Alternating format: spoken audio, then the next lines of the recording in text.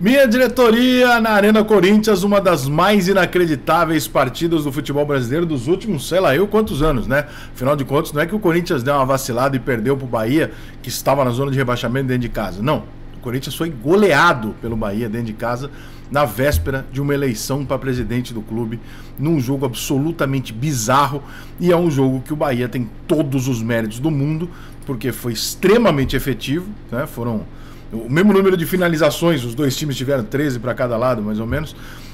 O Bahia fez todas as oportunidades de gol que ele teve.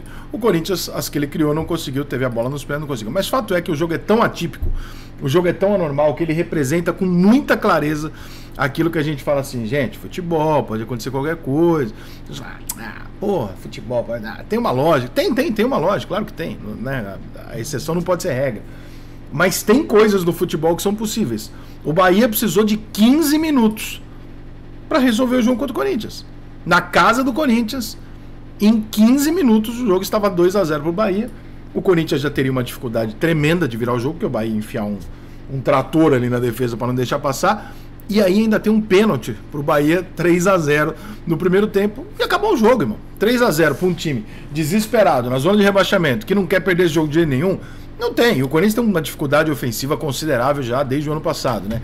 Então você imaginar que o Corinthians vai pegar um time postado, defensivo, e que você vai conseguir isso com 3-0, o Corinthians vai virar esse jogo? Não vai, né? A gente sabe que dificilmente isso vai acontecer. E aí o Bahia vai cozinhando o jogo, vai espetando no contra-ataque, né? O Mano faz uma alteração antes da metade do primeiro tempo, né? Tira o Fábio Santos, coloca o Wesley, muda o esquema tático que ele colocou.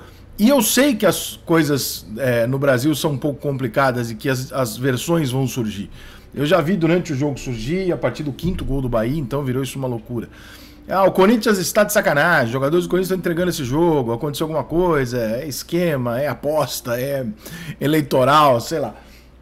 Eu vou tentar ao máximo na minha vida sempre acreditar naquilo que, né, na honestidade das pessoas, até que se prova o contrário. O Corinthians tá brigando para não cair, gente. O Corinthians não tem o menor motivo para chegar lá e falar, vou fazer gracinha hoje e vou perder. Acho que o Corinthians entrou sabendo que o Bahia vem de uma sequência muito ruim, que o Bahia tá numa fase muito ruim, numa ladeira abaixo forte, que é o que todo mundo tava contando. Vasco e Cruzeiro contavam demais com a vitória do Corinthians hoje. E acho que o Corinthians entrou nessa de falar assim, não, vamos tranquilo que, porra, hoje é nosso. Né, o Bahia não vai reverter o cenário dele dentro do Arena Corinthians. E acho que não é o Corinthians, acho que todos nós pensávamos isso, né? Só que em 15 minutos, irmão, o que era para ser um jogo virou um outro jogo, completamente diferente. E aí as coisas, é aquela coisa que a gente fala do futebol, do imponderável e tal. Por exemplo, eu estava discutindo ontem com um amigo o Manchester City com o Fluminense. O cara falou assim, não, pô, vai ser impossível. Eu falei, não, impossível não. Peraí, o Manchester City é muito favorito, mas impossível não. Tá aí, por que não? Porque você pode pegar duas bolas com 10 minutos de jogo e você faz 2 gols ou acerta, dá um pênalti, uma expulsão e muda completamente aquilo que você viu. O que esse jogo representa no Campeonato Brasileiro? Ele dá um nó na cabeça de todo mundo agora em relação ao rebaixamento. Vou dizer para vocês que nem o São Paulo, com 46 pontos nesse momento, pode se considerar um time que não, tô tranquilo, não vou cair. Nem o São Paulo não pode, porque é muito possível que se caia time com 45 até 46 pontos. Porque agora nós temos o Bahia com 41, e o Vasco com 41 e o Cruzeiro com 41. Esses 3 times estão com o mesmo número de pontos para uma vaga de rebaixamento. O Goiás tem 35, está um pouco mais atrás. Então vamos imaginar que o Goiás não faça nenhum milagre e que, portanto, tenha uma vaga restante para esses times todos. A partir do resultado como esse do Bahia, você pode esperar qualquer coisa do Vasco e do Cruzeiro também, né? É capaz dos dois ganharem os jogos deles no final de semana, enfim, é capaz de acontecer qualquer coisa.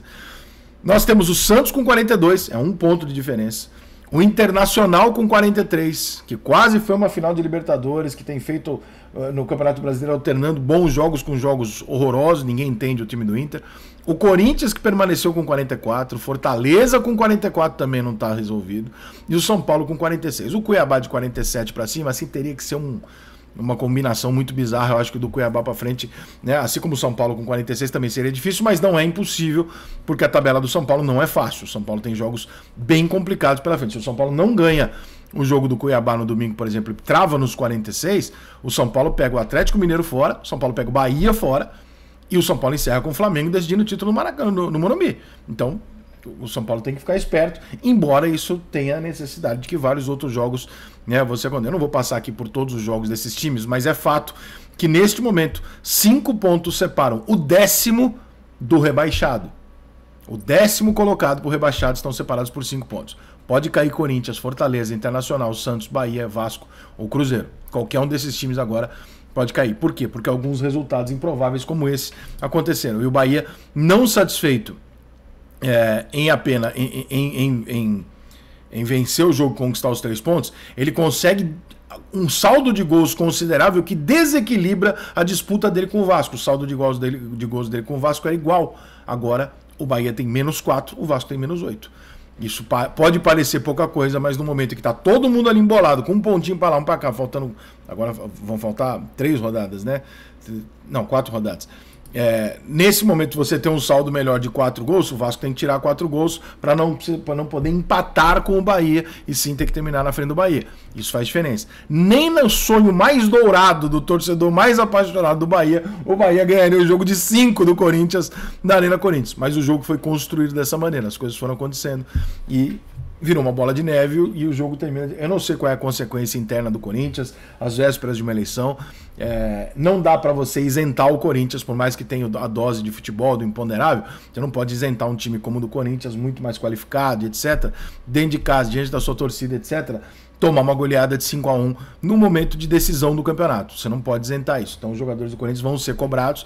A gente sabe do histórico das organizadas e tal. Vamos ver como é que isso vai ficar, se isso não vai dar problema. Talvez não hoje, amanhã, sei lá, mas como é que isso vai ficar? Amanhã tem eleição acontecendo aí no clube, ambiente complicado, e a gente sabe que time grande em um ambiente complicado, em momentos decisivos de rebaixamento e tal, tendem a reagir muito pior do que o time menor sem tanta pressão. Então, vamos esperar para ver, mas esse resultado é o tipo do resultado que tem consequências. E essas consequências podem deixar o Corinthians numa situação difícil. Mas é isso, senhores. Neste momento, Fortaleza, Corinthians, Inter, Santos, São Paulo, Bahia, Vasco e Cruzeiro e até o Goiás. Todos esses times disputam as últimas rodadas do Campeonato Brasileiro, esperando a possibilidade de se manter na Série A do Campeonato Brasileiro. Se o Goiás perder mais uma, dá para dizer que o Goiás já foi e que vai ficar uma vaga. Vai que o Goiás se recupera também. E aí, meu compadre? Como é que a gente faz? Isso é uma loucura, gente. O Goiás joga contra o Cruzeiro, confronto direto, próximo jogo, dentro de casa, tá? Nesse final de semana. Então, liga a tua televisão amanhã, 4 da tarde, e só desliga domingo à noite, porque realmente o couro vai comer.